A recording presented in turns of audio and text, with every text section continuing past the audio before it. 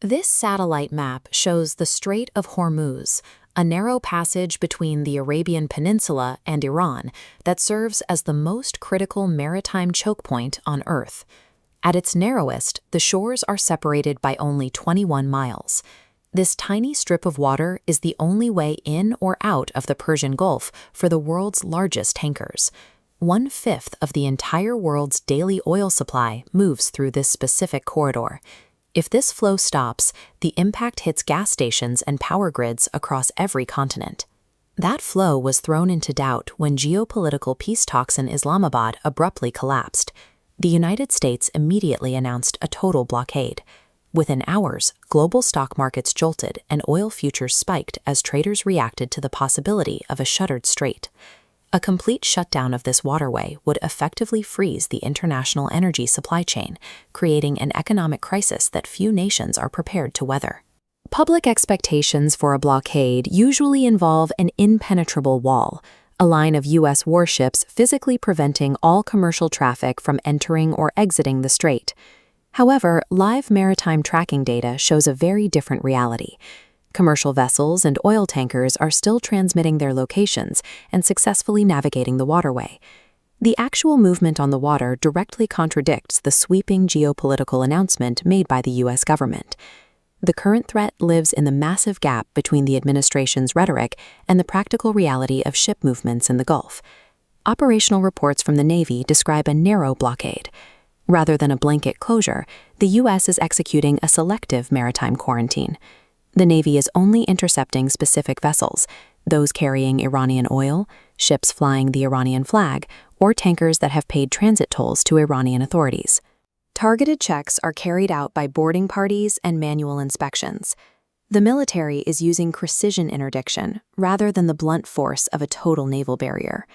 This operation functions as a surgical economic strike, specifically designed to squeeze a single nation's exports while leaving the rest of the world's traffic untouched.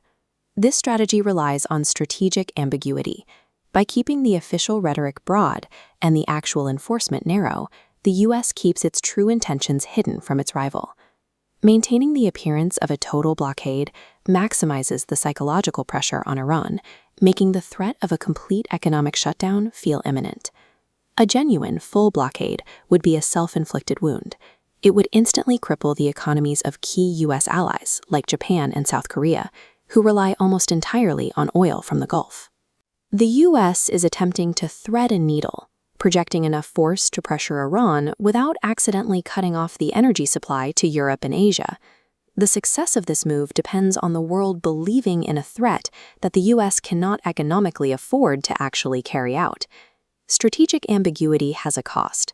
Global shipping and financial markets price their risk based on the public perception of danger, not the secret intentions of the Pentagon. This chart shows the immediate surge in freight insurance premiums.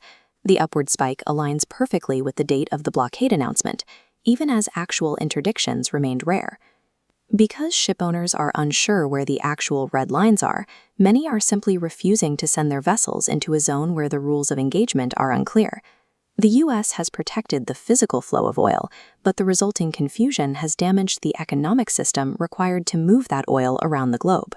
In a fog of crisis, the distance between high-level policy and the perception of the people on the ground becomes a danger in itself. Operating military warships and nervous commercial tankers in such a tight space with ambiguous rules increases the likelihood of a catastrophic miscalculation. In a volatile environment, a small, localized event can act as a spark, spreading rapidly and uncontrollably like a wildfire across dry brush.